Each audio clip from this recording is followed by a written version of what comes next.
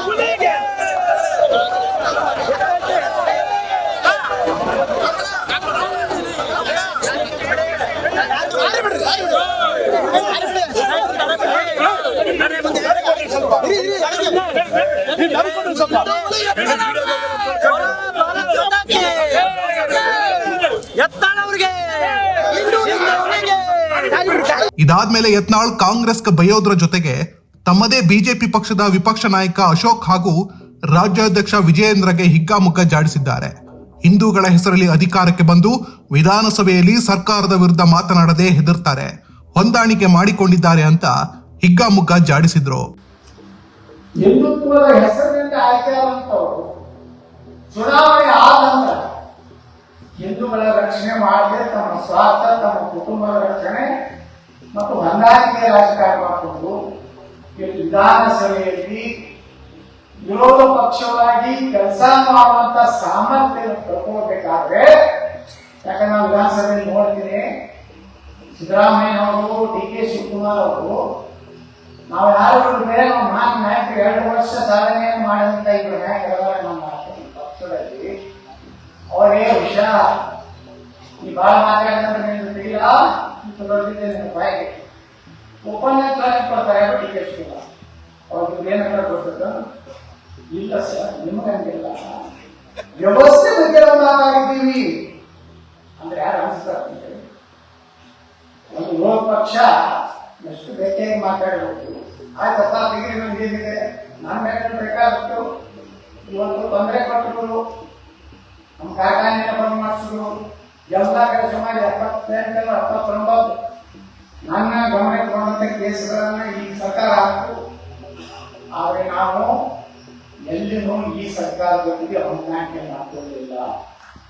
ನಾವು ಜನರ ಪರವಾಗಿ ಸಮಗ್ರ ಕರ್ನಾಟಕದ ಅಭಿವೃದ್ಧಿ ಜೊತೆಗೆ ಹಿಂದುತ್ವ ನಮ್ಮ ಮಂಜಾನೆ ಹೇಳಲ್ಲ, ಬರೀ ಅಭಿವೃದ್ಧಿ ಆದ ಸಾಲವು. ನಾಳೆ ನೀವೆಲ್ಲ ಅಭಿವೃದ್ಧಿ ಮಾಡಿದ್ರೆ ಅವ್ರ ಜನಸಂಖ್ಯೆಯಲ್ಲಿ ಅವ್ರ ಮೆಜಾರಿಟಿಯಾಗಿ ಹಿಂದೂಗಳು ಏನಾದರೂ ಮೈನಾರಿಟಿ ಆದ್ರೆ ಇಂಗ್ಲಿಷಲ್ಲಿ ನೀವೇನು ಹೇಳ್ಕೊಂಡು ವೈಭವದಿಂದ ಜೀವನ ಮಾಡ್ತಾ ಇದ್ದಿಲ್ಲ, ಬಹಳ ದೊಡ್ಡ ಮನೆ ಕಟ್ಟಿದ್ದೀನಿ, ನಮ್ಮ ಮಕ್ಕಳಿಗೆಲ್ಲ ದೊಡ್ಡ ಕ್ಲಾಸ್ ಕೊಡಿಸಿದ್ದೀನಿ, ಬಹಳ ಯಶಸ್ವಿ ಜೀವನ ಮಾಡ್ತೀನಿ ಅಂತ ಹಿಂದೂಗಳು ಇದ್ದಿರಲ್ಲ, ನಿಮ್ಮನ್ನೆಲ್ಲ ಒದ್ದು ಕರ್ಸ್ಕೊಂಡು ನಿಮ್ಮನ್ನ ದುಡ್ಡಿ ಕಳಿಸ್ತಾರೆ. ಇದರಿಂದ ಇವತ್ತು ನಮ್ಮ ಸಮಾಜ ಒಂದಾಗಿದೆ. ಬಿಹಾರದಲ್ಲಿ ಮನೆ ಚುನಾವಣೆ ಆಗಿದೆ, ಅಲ್ಲಿ ಆಶ್ವಾಸನೆ ಕೊಟ್ಟಿದ್ದೇನಂದ್ರೆ ಪ್ರತಿಯೊಂದು ಕುಟುಂಬಕ್ಕೂ ಒಂದು ಸರ್ಕಾರಿ ನೌಕರಿ ಕೊಡ್ತೀನಿ ಅಂತ ಹೇಳಿದ್ರು. ಯಾರೋ ಲಾಲು ಪ್ರಸಾದ್ ಮಗ. ಆದ್ರೆ ಈ ಜನ ಅದಕ್ಕೆ ಅದು ಆಗಲಾಗುತ್ತೆ ಕೆಲಸ. ಪ್ರತಿಯೊಂದು ಕುಟುಂಬಕ್ಕೆ ಒಂದು ನೌಕರಿ ಕೊಡ್ತೀವಿ ಅನ್ನೋದು ಆದ್ರೂ ಆಗಲಾಗುತ್ತೆ ಕೆಲಸ. ಆ ದುರ್ದೈವ ಅಂದ್ರೆ ಕರ್ನಾಟಕದಲ್ಲಿ 2,13,000 ಸರ್ಕಾರಿ ಹುದ್ದೆಗಳ ಖಾಲಿ ಇನ್ನೂ ಕೊಡ್ತಾ ಇಲ್ಲ. ಆದರೆ ಒಬ್ಬ ರಾಜ್ಯದ ಮುಖ್ಯಮಂತ್ರಿ ಹೇಳ್ತಾರೆ, ಒಂದೇ ಕಮ್ಯುನಿಟಿಗೆ 10,000 ಕೋಟಿ ರೂಪಾಯಿ ನಾನು ಕೊಡ್ತೇನೆ ಅಭಿವೃದ್ಧಿಗಾಗಿ. ಹಾಗಾದ್ರೆ ದೇಶದಲ್ಲಿ ರಾಜ್ಯದಲ್ಲಿ ದಲಿತರು, ಹಿಂದುಳಿದರು, ಉಳಿದ ಯಾವ ಜನಾಂಗಗಳು ಓಟೇ ಹಾಕಿಲ್ಲ ಅಥವಾ ಈ ಓಟಿಗೆ ಹಿಂದೂಗಳ ಓಟಿಗೆ ಏನು ಬೆಲೆ ಇಲ್ಲ. ಹೆಂಗಾದ್ರೂ ಹಾಕ್ತಾರೆ, ನಾವು ಜಾತಿ ಹೇಳ್ಕೊಂಡು ಬರ್ತೀವಿ. ಯಾರು ಮಾತಿಗೆ ಬಾಬಾ ಸಾಹೇಬ್ ಅಂಬೇಡ್ಕರ್ ಅವರ ಸಂವಿಧಾನ ಬಗ್ಗೆ ಮಾತಾಡ್ತಾರೆ, ಅದೇ ಬಾಬಾ ಸಾಹೇಬ್ ಅಂಬೇಡ್ಕರ್ ಅವರಿಗೆ ಅವರ ಒಂದು ನಿಧನ ಆದಾಗ ದಿಲ್ಲಿಯಲ್ಲಿ ಒಂದು 10 ಕೋಟಿ ರೂಪಾಯಿ 10 ಕೋಟಿ ಜಾಗ ಕೊಡಲಿಲ್ಲ. ಅವರನ್ನ ಮುಂಬೈ ತರಬೇಕಾಯ್ತು. ಈ ಸ್ಪೀಕರ್ ಇದ್ರಲ್ಲ ರಮೇಶ್ ಕುಮಾರ್ ವಿಧಾನಸಭೆಯಲ್ಲಿ ಹೇಳಿದ್ರು, ಅವ್ರು ಹೇಳಿದ್ರು ಕಾಂಗ್ರೆಸ್ನ ವ್ಯಕ್ತಿ ಹೇಳ್ತಾರೆ ಡಾಕ್ಟರ್ ಬಾಬಾ ಸಾಹೇಬ್ ಅಂಬೇಡ್ಕರ್ ಅವರಿಗೆ ಅಂದಿನ ಪ್ರಧಾನಮಂತ್ರಿ ದಿಲ್ಲಿಯಲ್ಲಿ ಅಂತ್ಯಕ್ರಿಯೆ ಮಾಡಲಿಕ್ಕೆ ಜಾಗ ಕೊಡಲಿಲ್ಲ. ಅಷ್ಟೇ ಅಲ್ಲ, ಅವರ ಪಾರ್ಥಿವ ಶರೀರವನ್ನ ದಿಲ್ಲಿಯಿಂದ ಮುಂಬೈಗೆ ಶಿಫ್ಟ್ ಮಾಡಕ್ಕೂ ಸಹ ಸರ್ಕಾರದಿಂದ ಹಣ ಕೊಡಲಿಲ್ಲ.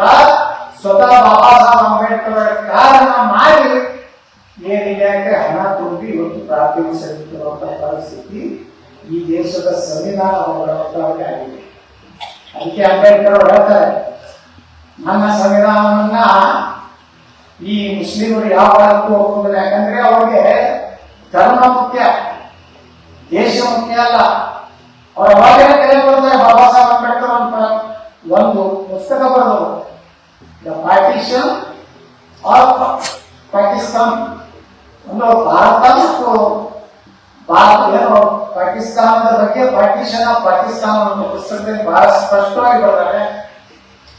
ಅಂದ್ರೆ ಗಾಂಧಿ ಮತ್ತು ನೆಹರುಗೆ ನಿಜವಾಗಿಯೂ ಭಾರತ ಸುರಕ್ಷಿತ ಇರಬೇಕಾಗಿದ್ರೆ ಮುಂದಿನ ದಿವಸಗಳಲ್ಲಿ ಭಾರತದಲ್ಲಿ ಎಲ್ಲರೂ ಶಾಂತಿಯಿಂದ ನೆಮ್ಮದಿಯಿಂದ ಜೀವನ ಮಾಡಬೇಕಾಗಿದ್ರೆ ಭಾರತದಲ್ಲಿರುವಂತಹ ಮುಸ್ಲಿಮರನ್ನ ಪಾಕಿಸ್ತಾನಕ್ಕೆ ಕಳಿಸಬೇಕು, ಪಾಕಿಸ್ತಾನದಲ್ಲಿರುವಂತಹ ಹಿಂದೂಗಳನ್ನ ಭಾರತಕ್ಕೆ ತೆಗೆದುಕೊಂಡು ಬರಬೇಕು. ಇಲ್ಲದೆ ಹೋದ್ರೆ ಭಾರತದಲ್ಲಿ ಈ ಮುಸ್ಲಿಮರು ಎಂದೂ ಭಾರತದ ಸಂವಿಧಾನವಾಗಿ ಮತ್ತೊಂದು ಧರ್ಮವನ್ನ ಸಹೋದರತ್ವವಾಗಿ ಒಪ್ಪುವುದಿಲ್ಲ ಅಂತ ಹೇಳಿ ಡಾಕ್ಟರ್ ಬಾಬಾ ಸಾಹೇಬ್ ಅಂಬೇಡ್ಕರ್ ಅವರು ತಿಳಿದಾರೆ. ಇವತ್ತು ನಾವು ಕಣ್ಣಿಗೆ ನೋಡ್ತಾ ಇದ್ದೀವಿ. ಮದ್ದೂರಿನಲ್ಲಿ ಒಂದು ಗಣಪತಿ ಒಂದು ಮಸೂದಿಯ ಮುಂದೆ ಹೋದರೆ ಎಸಿತಾರೆ. ನಾಗಮಂಗಲದಲ್ಲಿ ಪೆಟ್ರೋಲ್ ಬಾಂಬ್ ಹಾಕ್ತಾರೆ. ಅಂದಾಗ ಇವರು ನಮ್ಮ ಜೊತೆಗೆ ಹೊಂದಾಣಿಕೆ ಆಗಲಿಕ್ಕೆ ಸಾಧ್ಯತೆ ಇಲ್ಲ. ಎಲ್ಲಿವರೆಗೆ ಅವ್ರ ಧರ್ಮನೇ ಆಗ್ತದೆ, ಅವ್ರ ಧರ್ಮದಲ್ಲೇ ಹೇಳ್ತಾರೆ, ಎಲ್ಲಿವರೆಗೆ ನೀವು ಮೆಜಾರಿಟಿ ಆಗುದಿಲ್ಲ ಅಥವಾ ಸರಿ ಸಮಾನ ಆಗುದಿಲ್ಲ, ಈ ಕಾಫಿಗಳ ಜೊತೆಗೆ ಹೊಂದಾಣಿಕೆಯಲ್ಲಿ ಎಂದು ನಮ್ಮ ಸಂಖ್ಯೆ ಹೆಚ್ಚಾಗ್ತದೆ. ಈ ಕಾಫಿ ಅಂದ್ರೆ ನಾನ್ ಮುಸ್ಲಿಂ, ಹಿಂದೂ ಇರ್ಬೋದು, ಕ್ರಿಶ್ಚಿಯನ್ ಇರ್ಬೋದು, ಜೈನ ಇರ್ಬೋದು, ಬೌದ್ಧ ಇರ್ಬೋದು, ಪಾರ್ಸಿ ಇರ್ಬೋದು, ಯಾರೇ ಅವರ ತೆರೆಯನ್ನು ಕತ್ತರಿಸಿದ್ರೆ ನಿಮಗೆ ಜನ್ನತ್ ಸಿಗುತ್ತದೆ, ಸ್ವರ್ಗ ಸಿಗುತ್ತದೆ. ಇದು ಅವರ ಧರ್ಮದ ಸಿದ್ಧಾಂತ. ಇದನ್ನು ಯಾರು ಮಾಡೋದು ಚರ್ಚೆ ಮಾಡೋದಿಲ್ಲ, ಬರೀ ಓಟ್ ರಾಜಕಾರಣ. ಹಿಂದೂಗಳ ವಿರುದ್ಧ ಎಷ್ಟೇ ಅಪಮಾನ ಮಾಡಿದ್ರು ಹಿಂದೂಗಳು ಹೋಗ್ತಾಕ್ತಾರೆ, ಹಣ ತಗೊಂಡು ಹೋಗ್ತಾಕ್ತಾರೆ, ಗ್ಯಾರಂಟಿಗೆ ಹೋಗ್ತಾಕ್ತಾರೆ, ಅಥವಾ ನಮ್ಮ ಜಾತಿಯ ಒಬ್ಬ ಮುಖ್ಯಮಂತ್ರಿ ಆಗ್ತಾನೆ ಹೋಗ್ತಾಕ್ತಾರೆ. ಹೊರತು ಇವ್ರಿಗೆಂದೂ ಹಿಂದೂಗಳು ಬಂದಾಗುವುದಿಲ್ಲ ಅನ್ನುವಂತ ಕಲ್ಪನೆಯಲ್ಲಿ ಇವತ್ತು ನಮ್ಮ ರಾಜ್ಯದಲ್ಲಿ ಈ ಸರ್ಕಾರ ಇಷ್ಟು ನೋಡಿ ಸಾವಿರಾರು ಕೋಟಿ ರೂಪಾಯಿ ಅಲ್ಪಸಂಖ್ಯಾತ ಇಲಾಖೆಯಲ್ಲಿ ಅಲ್ಪಸಂಖ್ಯಾತರ ಕಾಲನಿಗಳ ಅಭಿವೃದ್ಧಿ ಸಿಗ್ತಾ ಇದೆ. SC ST ಫಂಡ್ ಡೈರೆಕ್ಟ್ ಮಾಡಿದ್ರು ಸಹ ಅದರ ಬಗ್ಗೆ ಒಬ್ಬ ದಲಿತ ಮಾತಾಡ್ತಾರೆ. ಇದಾಗ ಕರ್ನಾಟಕ ಇದೇ ರೀತಿ ನಾವು ಬಿಟ್ರೆ ಕೇರಳ ಮತ್ತು ಪಶ್ಚಿಮ ಬಂಗಾಳ ಸ್ಥಿತಿ ಏನಾಗಿದೆಯಲ್ಲ ಅಂತ ಪರಿಸ್ಥಿತಿ ಕರ್ನಾಟಕಕ್ಕೆ ಬರ್ತದೆ. ಬೆಂಗಳೂರಿನಲ್ಲಿ ಬಾಂಗ್ಲಾದೇಶರು, ರೋಹಿಂಗ್ಯಾಗಳು ಒಂದೊಂದು ಪ್ರಧಾನಮಂತ್ರಿ ಇವರೆಲ್ಲ ಹೊರಗೆ ಹಾಕಿಬಿಡ್ತಾರೆ. ಮುಂದಿನ ಕರ್ನಾಟಕ ವಿಧಾನಸಭಾ ಚುನಾವಣೆಯಲ್ಲಿ ಯಾವ ರೀತಿ ಬಿಹಾರದಲ್ಲಿ ಇವತ್ತಲ್ಲಿರುವಂತಹ ಪಾಕಿಸ್ತಾನ, ಬಾಂಗ್ಲಾದೇಶದಿಂದ ಬಂದಂತವನ್ನೆಲ್ಲ ಒತ್ತು ಹೊರಗಾಗಿ ಅವರು ಮತದಾರ ಪಟ್ಟಿಯಿಂದ ಕಡಿಮೆ ಮಾಡಿದ್ರೆ ಬಿಹಾರದಲ್ಲಿ 2-3ಕ್ಕಿಂತ ಹೆಚ್ಚು ಸಿಕ್ಕಿದ ಭಾರತೀಯ ಜನತಾ ಪಾರ್ಟಿ ಮತ್ತು ಮಿತ್ರ ಪಕ್ಷಗಳು ಈ ಆಂದೋಲನ ಪಶ್ಚಿಮ ಬಂಗಾಳದಲ್ಲಿ ಪ್ರಾರಂಭ ಆಗಿದೆ. ಪಶ್ಚಿಮ ಬಂಗಾಳದಲ್ಲಿ ಮಮತಾ ಬ್ಯಾನರ್ಜಿ ಮುಸ್ಲಿಮರನ್ನ ಎಷ್ಟು ಲಕ್ಷ ಲಕ್ಷ ಜನರನ್ನು ನಮ್ಮ ದೇಶದಲ್ಲಿ ಕರ್ಕೊಂಡು ರೇಷನ್ ಕಾರ್ಡ್ ಊಟ ಲಿಸ್ಟ್ ಎಲ್ಲ ಮಾಡಿ ಪಶ್ಚಿಮ ಬಂಗಾಳದಲ್ಲಿ ಹಿಂದೂಗಳು ನರಕ ಯಾತನೆಯನ್ನ ಅನುಭವಿಸ್ತಾ ಇದ್ದಾರೆ.